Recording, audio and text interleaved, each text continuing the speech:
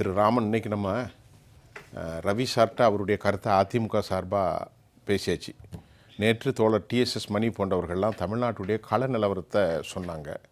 இப்போ நாம் அதை கொஞ்சம் மிக்ஸ் பண்ணி பேசலாம். இன்றைக்கி அம்மாவுடைய இந்த வருகை அதிமுகவினுடைய இவ்வளவு சீரழிவுக்கான காரணத்தை ஒரு தொண்டன் பதில் சொல்லிட்டார். நீங்கள் இன்றைக்கி என்ன பேச போகிறீங்க? என்ன? அதாவது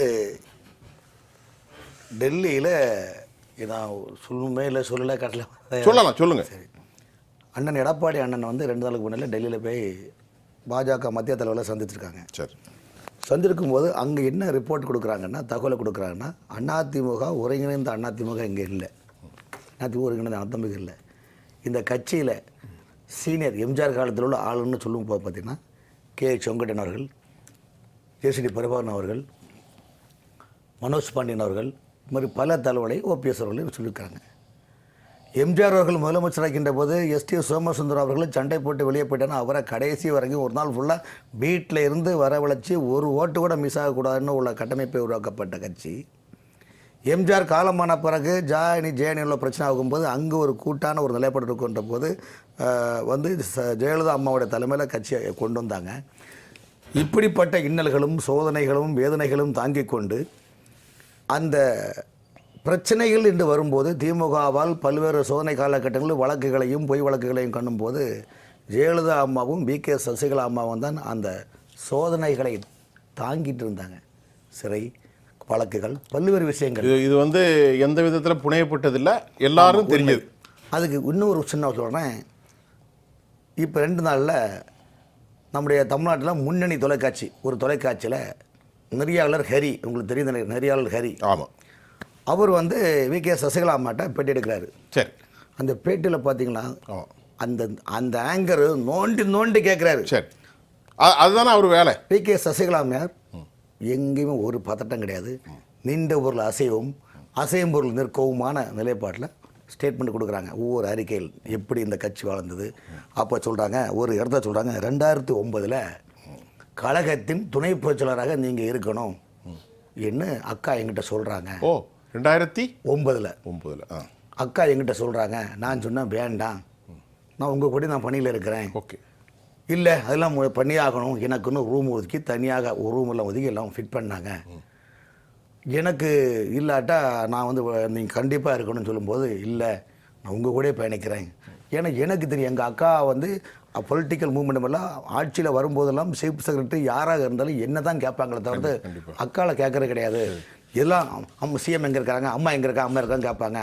அப்போ எனக்கு நான் கட்சி பணியில் நீங்கள் என்ன போட்டிங்களா, கரெக்ட், நான் மக்கள் சமூக பணிகளை நான் செய்ய முடியாது, எல்லா இடமும் பெரிய உங்களோட நிழலாக இருந்தாலும் செயல்பட முடியாது. இதுதான் நான் அதை அவாய்ட் பண்ணேன். ரைட்.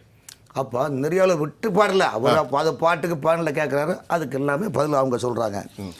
அப்போ அந்த அப்போலோ மருத்துவமனை சிகிச்சை எல்லாமே சொல்கிறாங்க. அப்போ ஒரு வரியில் சொல்கிறாங்க, அம்மா வந்து எப்படியுமே ஜெயா டிவியில் ஜெய் அனுமான் சீரியல் பார்ப்பாங்க. ஆமாம், அதில் அந்த ஜெய் அனுமான் சீரியலை போய்ட்டு நான் ஏன் அதை கொண்டு வரேன்னா, தமிழ்நாட்டில் அரசியல் விமர்சகர்கள், அரசியல் பிரமுகர்கள், நிறைய பத்திரிகையாளர்கள்லாம் ஜெயலலிதா அம்மா ஒரு ஆஞ்சநேயர் பக்தர் என்பது நிறைய பேருக்கு தெரியும். அண்ணன் நித்யானந்த அண்ணன் கூட தெரியும். அந்த அம்மையாருடைய அந்த பேச்சாற்றல், சொல்லாற்றல், செயலாற்றல் அனைத்தும் பார்த்தீங்கன்னா ஆஞ்சனுடைய எஃபெக்ட் தான் உங்கள்கிட்ட அதிகமாக கொடுப்பாங்க.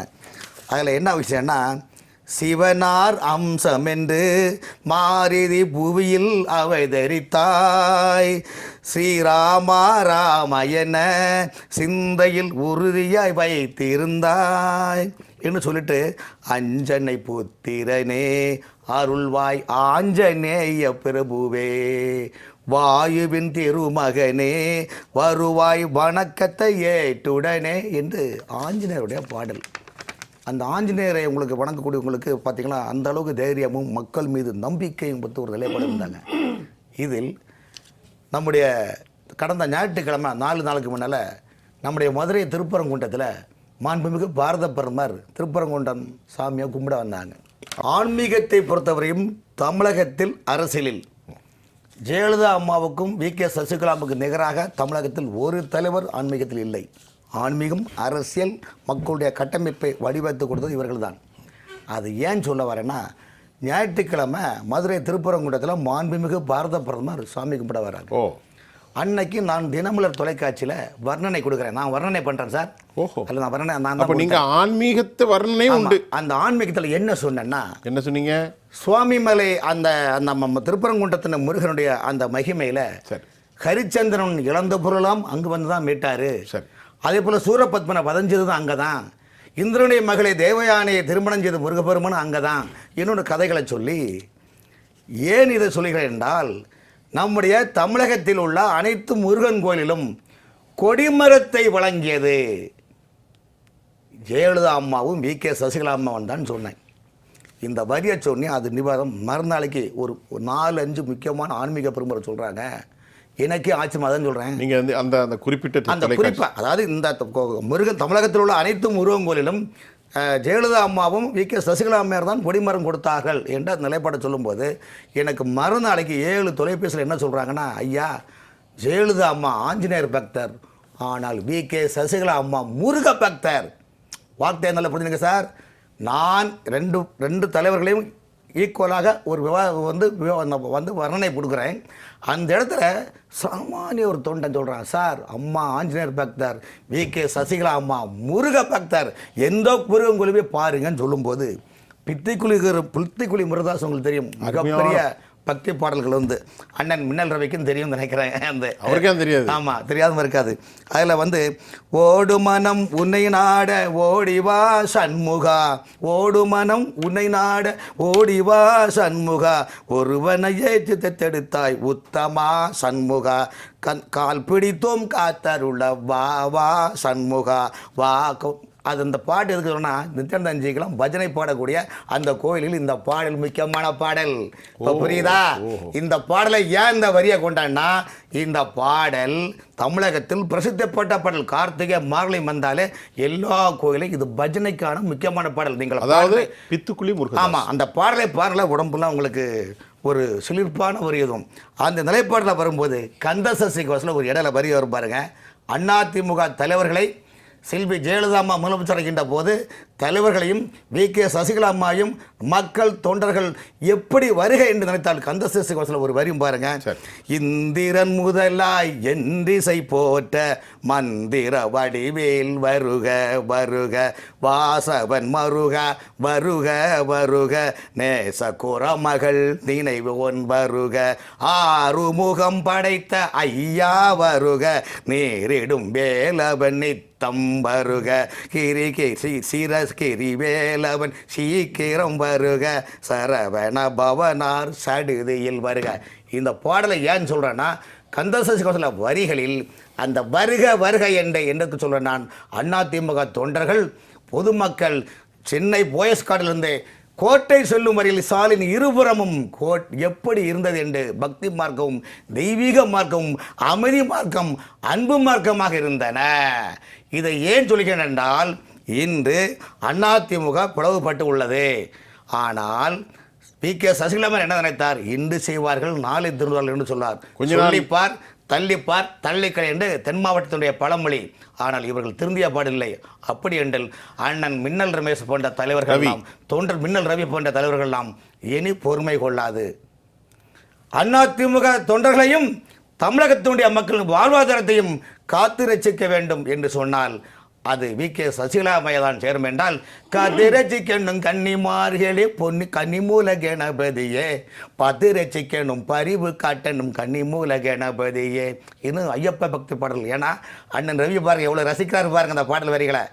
அதே போல் அண்ணனை பார்க்கிறேன், அந்த வரிகளை நான் வந்து எழுதி வச்சுன்னு படிக்கல. சில வரிகள் ஆட்டோமேட்டிக்காக மழை இருந்தால் வெள்ளம் போல் வருகின்றால் அதிமுக எப்படி ஒருங்கிணைக்க வேண்டும் என்று தொண்டர்கள் தினசரி சாரசேராக ஆயிரக்கணக்கான தொண்டர்கள் தென் மாவட்டத்தில் முகாம் போடுகிறார்கள் போயஸ் தோட்டல். ஆகவே இனி வேறு வழி இல்லை என்று கட்சி. அதாவது நீங்கள் சொன்னது உண்மைதான். தமிழ்நாடு முழுவதிலிருந்து ஏராளமான பேர் இப்போ மின்னல் ரவி அவர்கள். இப்போது டெல்லி என்ன முடிவெடுக்க கேட்டதென்றால், இங்கு இதற்கான தடைகளாக இருக்கக்கூடிய சில தலைவர்களை அழைத்து, ஐயா உங்கள் நிலைமை இப்படி சட்டியில் இல்லை அகப்பேலையும் இல்லை, நீங்கள் தேவையில்லாமல் ஆஞ்சநேயர் நெஞ்சை திறந்தால் ராமரும் சீதையும் எப்படி வருவார்கள் என்று நினைக்காதீர்கள். இங்கு ஒன்றுமே இல்லை, எதிர் முகாமுடைய கட்டமைப்பு உங்களுக்கு தெரியாமல் இருக்குது, தயவு செய்து ஒன்று சேருங்க. ஒன்று சேருங்க என்றால் அவர்கள் நினைக்கின்றால் ஆட்சி வந்தா என்ன வராட்டா என்ன, பஸ்ஸுக்கு நாம் ஓனராக இருந்தால் போதும் என்று சம்பந்தப்பட்ட அந்த மாநிலர் நினைக்கின்றார். அப்படி போது எப்படி நீங்கள் கரையேற முடியும்? ஆகவே தான் தொண்டர்கள் இன்று கொதித்து போய் உள்ளார்கள். ஏனென்றால் வி.கே. சசிகலா அம்மையாரை ஜெயலலிதாவின் மறு உருவமாக தான் இன்று தொண்டர்கள் பார்க்கின்றார்கள். இதுதான் இன்றைக்குள்ள தமிழ்நாட்டினுடைய யதார்த்த சூழ்நிலை. இன்றைக்கி உளவுத்துறை தமிழ்நாட்டு ரிப்போர்ட் என்ன கொடுக்குறாங்க தெரியுமா? இதில் நான் சொல்லக்கூட இருந்தாலும் நீங்கள் சார், இன்னைக்குள்ள கண்டிஷனில் மீண்டும் திமுக ஆட்சி அமைக்கக்கூடிய சூழ்நிலை வழிவகுத்து கொடுத்தது யார் என்பதும் அது உங்களுக்கு தெரியும். இது தொலைக்காட்சியில் பேசக்கூட இந்த டிவியில் உட்காந்துக்கிட்டு வேற வழி இல்லாமல் பேசுகிறோம். அதிமுகங்கிறதுல அந்த பேசுறதுக்கு அதிமுக ஒரிஜினல்ல பேசல, சம்பவத்தை நீங்க சொல்றீங்க. தமிழகத்தில் இன்றைய மக்கள் என்ன நினைக்கிறாங்க? 60% மக்கள் திமுக ஆட்சி மீது எதிர்ப்பான நிலைமைகள். அரசு துறை ஊழியர்கள் 60-90% ஊழியர்கள் எதிர்ப்பான மனநிலை உள்ளது. எங்கு பார்த்தாலும் கொலை, கொள்ளை, கற்பழிப்பு, வழிப்பறி, ராப்பறி, 420 ஸ்நாச்சிங், கிட்னாப்பிங் அத்தனை சமூக விரோத கட்டமைப்பும் தமிழகத்தில் தினசரி நாளொரு மேனியும் பொழுதுவனமாக உருவாக்கி கொண்டிருக்கின்றது. ஆனால் யார் கேட்பது, யார் பூனைக்கு மனைப்பிட்டது, யாரும் எதுவும் கேட்க கிடையாது. ஆகவே அந்த மக்களுக்கு சார்பில் எதிர்க்கட்சி வரிசையில் இருந்து கேட்கக்கூடிய தலைவி என்றால் அது வி.கே. சசிகலா அம்மையார் தான். ஆகவே காலமும் நேரமும் இன்னைக்கு நெருங்கி கொண்டிருக்கின்ற நேரத்தில் கண்கட்ட புண்ணிய சூரிய நமஸ்காரம் செய்வது சரியா இல்லை. இன்னொரு 10 நாளில் டேட்டை அறிவிச்சிருவாங்கன்னா அப்புறம் கண்டிப்பாக பிறகு டெல்லி அவங்கள்ட்ட கொடுத்த ரிப்போர்ட்டு 2026 நீங்கள் இந்த கண்டிஷனில் தேர்தல் சந்தித்தால் முட்டை முட்டை முட்டை முட்டை என்று சொல்லி உள்ளார்கள்.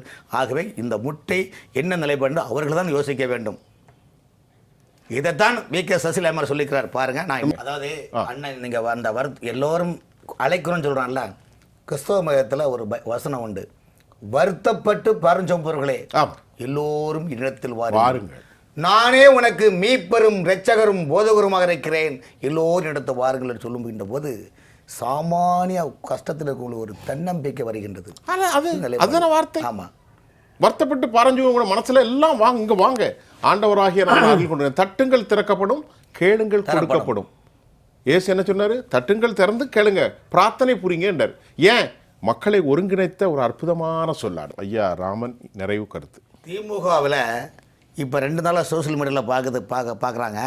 நீங்கள் பாருங்கள் என்னென்ன, அதாவது எந்தெந்த இடத்துல என்ன எப்படிலாம் ஓட்டு வாங்கணுமோ இதெல்லாம் போயிட்டு இப்போ லேட்டஸ்ட் ஒரு மாடல் வந்திருக்குன்னா, கருப்புசாமி வேடமிட்டு ஒரு 10 பேரை கட்டி குறி சொல்கிற மாதிரி, தாயே வா என்ன வேண்டும், 5,000 கிடைச்சா கிடைச்சி, எப்படி மருமகள் எப்படி சந்தோஷமாக இருக்கிறாங்க, உன் பையன் எப்படி இருக்கிறாங்க, ஒரு எல்லாமே பல்கார ஒன்றா சாமி குறி சொல்லி ஆடுற மாதிரி எப்படிங்க? ஏங்க ஹிந்து மதத்தை திட்டுறது நீங்கள் தான்.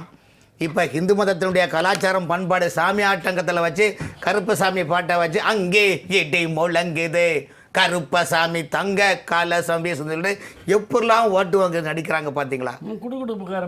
ஆமாம், இந்த மாதிரி உள்ள. அதனால தான் அன்னைக்கு எம்ஜிஆரே சொன்னார். இன்னைக்கு எம்ஜிஆர் இன்னைக்கு வி.கே. சசிகலா அம்மாவுடைய அந்த கட்சி ஆரம்பித்து தொண்டருடைய அந்த மனநிலை எப்படின்னா, இதயம் என்பது ரோஜா ஆனால் நினைவே நறுமணமாகும். இதயம் என்பது ரோஜாவாக இருக்கணும். ஒரு மனிதனுக்கு இதயம் என்பது, ஒரு தலைவனுக்கு எப்படின்னா இதயம் ரோஜா போல் இருக்கணும், மென்மையாக இருக்கணும். அப்போ தான் அங்கே தொண்டன் பெருந்தலைவர் காமராஜர், அண்ணா, ஜெயலலிதா அம்மா, எம்ஜிஆர்லாம் அப்படி தான் பண்ணாங்க. ஒரு தொண்டன் வறுமை அவன் நிற்பான் சார், குடும்பத்தோடு நிற்பான். ஐயா அவனை சைக்காலஜாக பண்ணிட்டு வாங்க சாப்பிட்டீங்களா, சாப்பிடுங்க என்று அதுதான் சொல்கிறாங்க.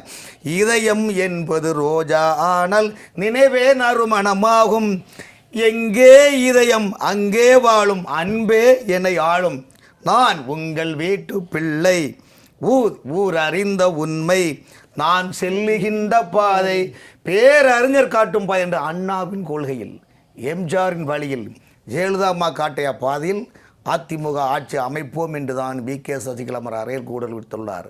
ஆகவே இன்னும் நீங்கள் திருப்பாவில பிள்ளாய் எழுந்திராய் பேமலை நஞ்சுண்டே நாரே நமக்கே படைதர வேண்டாம் காத்துட்டு இருக்க முடியாது சின்னம்மா. அதனால தான் ஒவ்வொரு காலக்கெடுங்க 5 வருஷம் சரி திருந்துவாங்கன்னா கடல இவங்களுக்கு அவங்க என்ன நினைக்கிறாங்கன்னா, வி.கே. சசிகலா அம்மையார் கட்சிக்கு இப்போ தலைமை தாங்கி செயல்பட்டால் ஆட்சி அமைப்பது உறுதி, எந்த மாற்றமும் கிடையாது. ஆனால் நம்ம மின்னல் ரவி அண்ணன் சொன்னார், ஒரு மேட்டு உள்ள சொன்னார் பார்த்தீங்களா, கேட்கல, அவர்கள் எங்கே அன்போ போட்டு கொண்டே வைத்து நான் ஆடுறது போல் ஆடுகிறேன், நீங்கள் பாடுவதில் பாடுகின்றீர்கள், நீங்களும் திட்டுங்கள் நானும் ஒன்று திட்டுகிறேன், 5 வருஷம் நீ பார்த்துக்க அடுத்து நான் பார்த்துக்கிறேன்னு சொல்லிட்டு ஒரு setting limited tender, setting tender, package tender உண்டு. டெண்டர்களை வைத்து எப்படி தமிழக அரசு இந்த உள்ளாட்சித்துறையும் பொதுப்பணித்துறையும் ஹைவேஸ்லையும் கொள்ளையடிக்கின்றார்களோ அதே போல் இதையும் மக்களை ஏமாற்றி கொண்டு கொள்ளையான ஒரு நிலைப்பாட்டில் இருக்கின்றார்கள். இதைத்தான் வி.கே. சசிகலாமா கடந்த 5 வருடம் கோடிட்டு காட்டுகின்றார். ஆகவே அவருடைய தலைமையில் ஒரு மிக மாற்றம் உருவாகும். அந்த மாற்றத்தை எப்படி கொண்டு வருவது என்பது டெல்லி பல முறை சம்பந்தப்பட்ட தலைவர்களும் சொல்லிவிட்டார்கள். அவர்கள் சொன்னால் அவர் கேட்டால் நல்லது, கேட்காவிட்டால் மீண்டும் அறிவாலயமே துணை என்ற நிலைப்பாடு இன்றைக்கி இருக்குது. கள யதார்த்தம் இதுதான் நிலைமை.